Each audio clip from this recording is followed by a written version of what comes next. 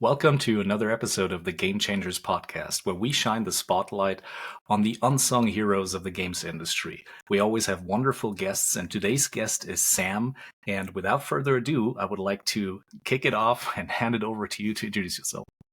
Yeah, so I'm Sam Hollywood Summers. I'm an audio designer. I currently just started work just before Christmas, working over at Dambuster. Before that, I was for 2 years at Free Radical Design, working on an unannounced Time Splitters project.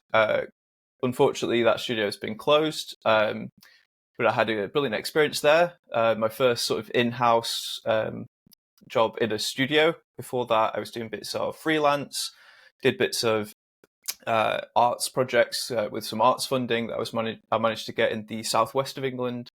And aside from games industry, I'm a really enthusiastic climber and I like cycle touring. So that's me.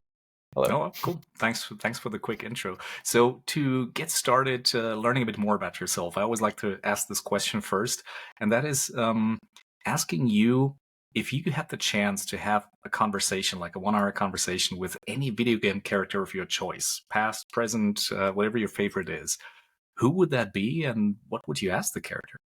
Okay, I have been thinking about this, I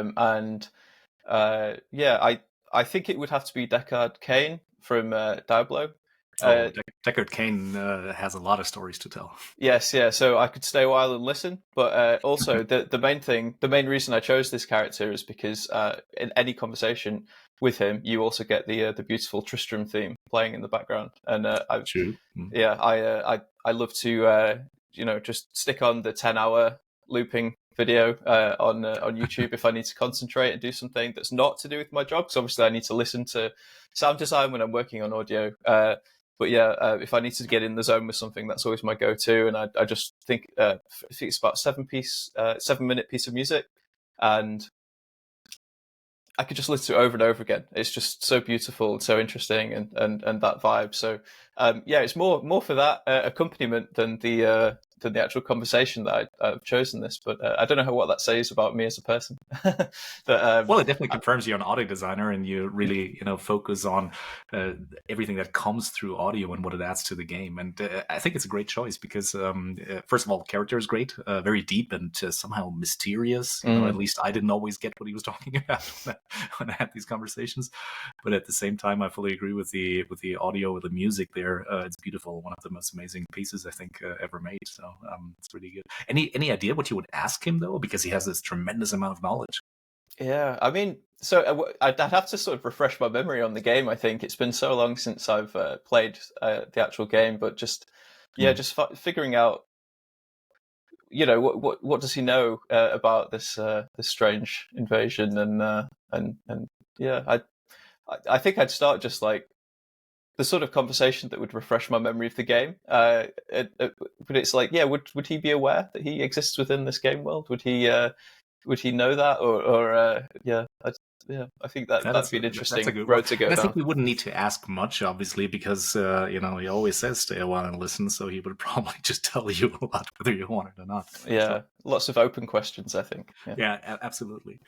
So, moving on a bit from the character side of things into your history in game development and audio design, is there any moment you can recall in recent history or longer ago in the industry where you had this Eureka experience where like, okay, this changes my perspective on things? Have you approached things differently after that, if such a thing exists? Yeah, so I think my one of the biggest Eureka moments for me and my history in the games industry actually is the thing that got me to move into the games industry. Before doing what I do now, I was a teacher. So I've always liked everything, and I've always wanted to do everything, and I thought I would become an architect. That was my first goal, because I have a passion now for audio, but I used to love fine art, drawing and painting and things. Okay. And so, but then with a more scientific background and an academic side and wanting to please my parents, I thought, well, how could I combine these two things, a technical and a creative side? And where I've ended up, that's been good. But my first thought was architecture. And so after all of my education up to the end of my degree. I did a physics and philosophy degree. Again, I couldn't just focus on one thing. I had to do the creative side, well, less creative, but like the more abstract side of things with the philosophy and just trying to understand the world, and then trying to understand the world in a very more measured and precise way with the physics. I finished my degree, and I decided 7 years to become an architect was too long. So I thought, what can I do? And was encouraged to teach. So had 5 years in total teaching physics, and all of the things that I sort of learned in that time, I think has been really, really helpful for everything I've done since. You really need a lot of passion and resilience, and you certainly develop a strong work ethic being in education. But one of the things that really gave me that eureka moment was helping out with the sixth form scheme. It was called the Engineering Education Scheme, and we had a bunch of really talented students who really knew what their passion was. They knew what they wanted to do with their career, and that was engineering. And it's not the thing that I have any passion for, but seeing them working on their projects with industry professionals and with Sheffield Hallam University, as well as with us teachers sort of guiding that project as well. Seeing the amount of passion they were able to bring to that really sort of helped turn the lens inwards for me, and notice that teaching wasn't doing that for me. I loved it in many ways, but it wasn't what I got out of bed in the morning for. And when I sort of analysed what could that be for me, where's my passion, and what do I need to do with my life to feel like my work is giving me what I want from it. So that was when I thought, I love audio and I love games, and started to think that rather than just following the path that laid itself out for me, I wanted to be more proactive and look out and change my career. So I went back to education. I did a master's in sound for the moving image, had a great time. And then after that, I did the really sensible thing for my career, and got my bike, and me and my wife cycled around Europe and Morocco for a year. So that put a bit of a pause on my career. But I decided at that point, seeing just how much joy and fulfillment these students were getting out of really pursuing their passion that they knew, I wanted to find that for myself, and that's how I find myself in game audio. Well, it's a really fascinating story. I mean, moving from fine arts to architecture to physics, and then ultimately ending up in audio design. I mean, it's quite an amazing journey, and I mean, it shows that you explored and finally got to the thing that you enjoy. So it's really great to hear. Thanks for sharing this with me and the listeners, obviously. No worries. What ultimately got you into audio design? I'm just curious, because I mean, you have such a diverse background in different areas, and was there a specific moment where you said, like, okay, audio is really what I enjoy the most? Yeah, so I mean, I've always written music. I've always played music, and for me, so I'm not a virtuoso on any instrument really. Like, I play guitar and I play keyboards, but for me, it was always a way into being creative and expressive, I should say. Really, like my favorite musician, Rodriguez Lopez. He describes he makes a load of music. At one point, he was putting out an album once every 2 weeks for a full year. So and he's just released a 57 album box set on vinyl that could make you bankrupt. There's that many records. But yeah, he describes himself not as a creative person, but as an expressive person, and I think that's what I get from music, and that I've always got from whether it's been painting or expressing myself musically. And always having done that in the background, I'll do my maths homework as a student, and then I'd pick up the guitar and noodle around, or I'd play around in Audacity making bits of music. And then when I moved over to Mac, playing around with GarageBand and then Logic and making music, that was my way in to being expressive, being creative with audio. When I decided that teaching wasn't for me, and I wanted to go back into education, I didn't want to take a step backwards. So I found a master's degree that I was able to get onto, that I had the prerequisite background. So if I wanted to do a master's in music, for example, I would have had to have done a music degree. If I wanted to do a master's in sound engineering, I would have had to have, had the level below. But this course that I did, Sound for the Moving Image, was so broad and had so many options within the course as well, that I was able to demonstrate that I would be the suitable sort of student for them. And my portfolio was all entirely music. It was just, I think, 6 tracks of music that I just made in my spare time to get myself on the course. And then I think it was the second semester we had a game audio. Sorry, game audio module. And in the run up to the game audio module, we also had the global game jam. So the school within, I went to Glasgow School of Art to do this master's, and within the Glasgow School of Art, we had at the time the Digital Design Studio. It's since undergone, I think, 2 rebrandings. So while I was there, it changed into the School of Simulation and Visualization, which, I was a bit grumpy that it didn't include audio in there. It's not visualization. It's, we can simulate experiences through audio that isn't directly from them. So, we've got that. But the point I'm trying to make is, I've derailed my own train of thought here. So, where were we up to? What was the question? How you got into audio and audio design, but I think you already explained that. So on in the run up to the game audio module, we had the game jam, global game jam, and the School of Simulation and Visualization, as it was known then, had a team that they put together. So there were 4 courses. One of them was the audio course I was on, Sound from the Moving Image. And then we had a medical visualization course, a heritage visualization course, so like historical artifacts and archaeological sites. And then there was a serious games course. So most of the team, I think, was made up of the serious games students, serious games and VR. It was that course, and I was I was pushing to be included and to be able to take part in that as one of the audio students. And that was the first game I'd ever worked on. Was our 2-player rowing game. So we did it in like a 2D Greek style art, just silhouettes, black and white sort of thing, on as if it was on terracotta pots of ancient Greek pottery. And that experience in the Global Game Jam, I found really, really enjoyable, and it was creative and technical in a combination that really suits my personality. I really enjoyed that. And then the module, I got so much out of the module. So it was myself and a serious games course student, Ryan. Together we made, I think it was called Living Rooms was our game. And it was just, it was like an interactive, interact with different objects within different rooms at different stages within a person's life, and writing that story and creating those interactions. And I just loved it. And so I've not missed a Global Game Jam since.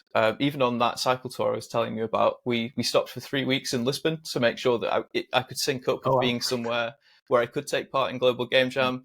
But yeah, it was at that sort of the game jam, and then that module following it was what really cemented in my mind that I could bring all of my different skills and all of my different interests together in something that allows for, as you're probably becoming aware, like I've got so many different interests, and I can pull them all in to game audio, and I can be creative, I can be expressive, and I can use my technical problem solving skills as well, and I enjoy all of that. So that's where that's all come from, really. Cool. I mean, great to hear, and I think it always comes with being a bit of a generalist and being curious about many things, that sometimes it's hard to pick and choose, what the next thing is going to be. But it's great to hear that you can, reach that fulfillment by working on audio and bring that all in. And it's also interesting you say the game jam was kind of, defining for you, because I've heard it from many people I've talked to in recent years that the game jam plays a really important role in their history there. So shout out to the game jam organizers around the world for the great work they do, because I really think that makes a big difference for a lot of people, especially getting into the industry and figuring out what they want to do.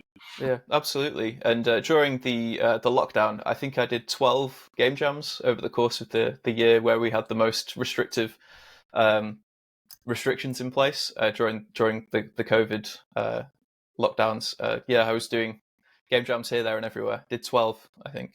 Cool. In a single year. Loved it. So since we do have an audio designer here, I need to ask a question about the power of audio in games. what are your thoughts on that? What can audio, sound, music, everything do to a game that would otherwise not be possible?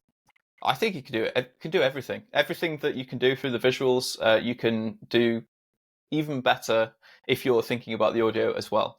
So, I mean, I've also seen games that exist almost entirely through audio. Like they just take away the visuals, either most of them or just entirely, and you can still do some really interesting things. I think that's cool. But for me, I think it's always important to consider the audio. So game mechanics can be built around the audio, just as interactions with the world can do. You can make sure that any really important information that you need to give to the player, so that they understand what's going on, and so they can make informed decisions, and so they can enjoy what they're doing. All of that information that can be communicated through like a visual UI element, or from a change of color, or however it is that you're going to communicate visually with the player, you can bolster that information by communicating it through audio channels as well. We can achieve a lot through for making games more accessible as well, if we're considering the audio. And it isn't always adding. Sometimes it can be taking things away. So having different mix options depending on what your needs are as a listener, as a player are. So if you want a really full, rich soundscape, then you might want to hear lots of different ambient sounds and really bring the world to life through really rich, detailed audio. Or you might want to only have the absolutely necessary audio come through, so that, say, you've got an auditory processing need where too much busy noise is going to make it difficult for you to pinpoint any specific information. We can make sure that the mix is delivered in a way that you're only hearing the absolutely vital information, and so on. So often if you go into a pause menu and look at the settings, you might have just a slider for the volume. Nowadays, often the sound effects and the music are separated out and things like that. So again, if you want to hear the music really nice and loud and add to that emotional experience, and the way that the music is enhancing that, the impact of the emotional content in, for example, a really rich narrative game, you can push that. But then we're also seeing now in games that are really considering accessibility, really lots and lots of different sliders breaking the audio down in much more fine detail. And so you can get rid of anything that's not important to you, that you don't need to hear, in order to make your decisions. But yeah, I mean, there's so many things in the audio that I could argue. I think any particular aspect of games, I could point at why you should do audio in a particular way. And we should probably at some point do an entire episode dedicated to audio and the power it has in games. But for now, maybe let's move on, or stay connected to that topic a little bit by, let me ask you, if you could go back in the past and think about games that you've enjoyed playing. Is there any game that you would have loved to work on to contribute to the audio or to the game in general? And if so, what game would that be? Yeah, I mean, for me, I still think that the original Rayman game is just a beautiful experience from start to finish. I say start to finish. I've never finished it. It was very difficult. And as a child playing it, you get stuck. I think somewhere around Bandland, I got stuck, or just beyond it. But that both that and the 2D games that came afterwards, so Origins and Legends, Rayman Origins, Rayman Legends. I just think, like, visually they're stunning. Through the audio, they're stunning. They've got beautiful music. Gameplay is fantastic. It's one of those games, I think, where everything comes together. Each of the individual elements on their own are brilliant, and then the way that they combine, just I mean, so much nostalgia as well. I'm sure that the age that I was when I started playing Rayman probably impacts my fond memories of it as well. So going around to my cousin Georgina's house and playing it on her PlayStation, and then however long it was later when we got our own in our house, and playing it at home. I absolutely loved Rayman, and Origins and Legends were a really nostalgic experience for me. I think that they managed to create the game that I thought I remembered. Having worked on Time Splitters, we had this conversation a lot, that people don't necessarily want what you gave them the first time round when you're revisiting a franchise. They want the experience that they think that they remember. They don't really remember the clunky controls or the low resolution graphics. They remember how the games made them feel. And I think that with Rayman Origins and Rayman Legends, they managed to sort of distill that art style that was very limited with the PlayStation 1's graphics, and updated it for the time when those games were brought out in a way that really stands up, I think. So I completely agree with Raymond. I mean, it's also one of my fond memories of childhood playing those games, beautiful games. I couldn't agree more. In relation with that, if you think about a game that you could erase from your memories just to enjoy it again, would that be Rayman, or would it be something else that you can think of? I think it would be something else, because I think I need to remember everything I do about Rayman to try. I do want to finish that game at one point, the original Rayman. I've got the PlayStation downstairs, and as soon as I get the right connector to get it plugged into a proper modern TV, like I really want to revisit that. But I think to experience something for the first time fresh, without any knowledge of what the game is, and to just have that wow factor again, I think I'd go for Viewfinder.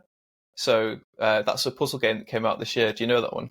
No, I haven't played it. Okay, so it's really good. So I always love a game that does something different, and this is like a perception, sort of perspective-based puzzle game.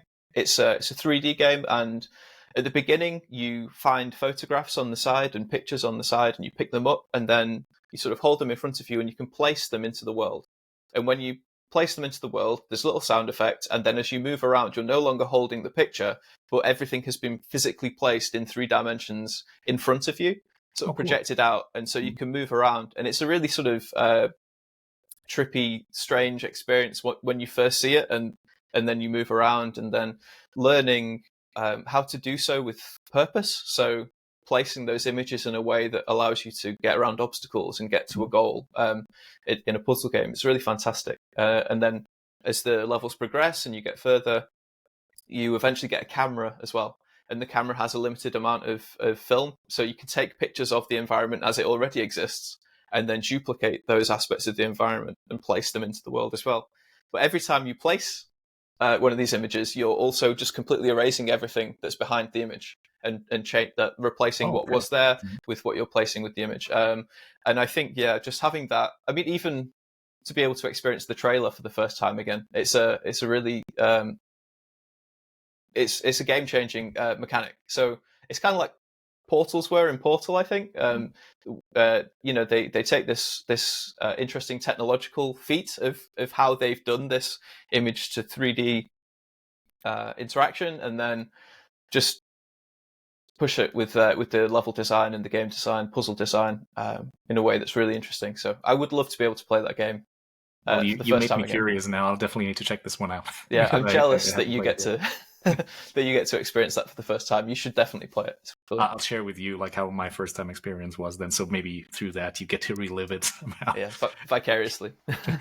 So moving a bit from games to like the wider industry and the challenges that we're facing right now that you're particularly curious about or that you feel strongly about. Is there anything that you see currently going on in game development in the games industry in general that you feel should be solved somehow, and what would that be, and how would you go about it? Yeah, so I mean, I think one of the reasons why we know each other, Lars, is because unfortunately, the studio that I was working at had to be closed due to restructuring, and I think that this is a problem that's across the entire industry, really, isn't it? At the moment, this year has not been a good one in terms of layoffs, and as somebody who isn't in the position of making decisions about this, like it seems clear to me that there are other ways of saving money than ending projects that are in development and could become products and could be become big sources of income. But I don't feel like that's necessarily one of the problems that I could contribute to solving personally, because I have no aspirations to be sat at the top of those sorts of hierarchies. But I mean, we've already touched upon earlier in our conversation just the importance of audio in games, and I don't think that is something that everybody is aware of either. True. I think that improving the sort of audio literacy of development teams and people in disciplines outside of audio itself. That's something that I'm quite passionate about, making sure that the needs of not just the audio department, but the audio experience of a game, that those needs are better understood by professionals and colleagues across teams. I think that's something that I do have the power to contribute to solving, and so I'm really keen on cross-departmental collaborative teams, feature teams, and so on, and just making sure that audio isn't an afterthought. It's not tacked on to the end of development. It's not something that is added on to a project, but it's thought about throughout development. So pre-production, early prototyping, and so on. Just it's really important to get the audio functionality and the audio character thought about and implemented alongside. Level design benefits from iterative design. If you come up, you have an idea, you implement it quickly. You get a problem, you redo it if it needs it, and you take on board feedback, both from your own observations, playtesting, whatever it is, and then you're able to implement that feedback. And I don't think it should be the case that only certain departments benefit from that kind of iterative process. I think it's really important that audio is brought into the entire pipeline of game development. So yeah, and I have the feeling it often gets overlooked, especially by small teams, or they start too late, as you say as well. Yeah. So yeah, I mean, you could be the ambassador. I guess the teacher comes through again, the teacher in you, trying to educate people about this, and I think it's a good cause because people, game teams need to understand this and work it in as early as they can. Yeah, I mean, it's also one of my goals, just I feel interested in everything, and everything is important. And I want to evangelize that generalist approach to things. I want everybody to be interested in every aspect of the game, not just where they can contribute positively, but where everybody else can as well. It ultimately makes for a better experience, and that's what we all want to accomplish. Absolutely. So if you think about the future and your dreams and aspirations in the industry and making games, and we've already talked about this for quite a bit, but how do you envision your personal future and what you want to achieve in the next couple of years, and what would make you proud? That's a great question. So I mean, you mentioned the next couple of years, so this is maybe beyond that, but I would love at some point to be an audio director. I mean, I've had the privilege on some of the projects I've worked on already to be in some sort of leadership position of making decisions and making plans, just for the from being on a small team. But as I develop my technical skills and my creative sound design and so on, I really love that interpersonal aspect of any work and creating something as part of a team. And so, a bit further than a couple of years down the line, I would love to be in a position to be an audio director, heading up larger teams, and I do want to see larger teams in the games industry within audio. I think that you look at some of the things that have been achieved by really big development teams, the ones who are winning those game audio awards, and the audio departments are not slim, they're not small, they're these big things. On a more immediate sort of goal, I just want to keep being a better audio designer. The projects I'm working on at the moment, there's a lot of room for really over the top, gory, sort of really big sound design that really draws attention to itself and really adds to the feeling of smashing up zombies and and stuff. So I'm loving the work I'm doing at the moment, and I just want every project that I work on to allow me to do something new, something different, and something exciting, and to continue working with great people. Those are my sort of more immediate goals. Those are great final words. I want to thank you so much, Sam. I could have continued talking to you about these topics for hours, but we want to wrap it up at this point. It was a pleasure having you as my guest on this episode. Thanks for joining me today, and I wish you nothing but the best for your personal future and professional future, obviously, going forward. I hope that many of our listeners can really connect with what you said today, and you can always feel free to reach out to me or Sam if you want to talk more about these topics. Thanks so much again, Sam. It was an amazing session with you. Thank you. Thank you, Lars. I had a great time.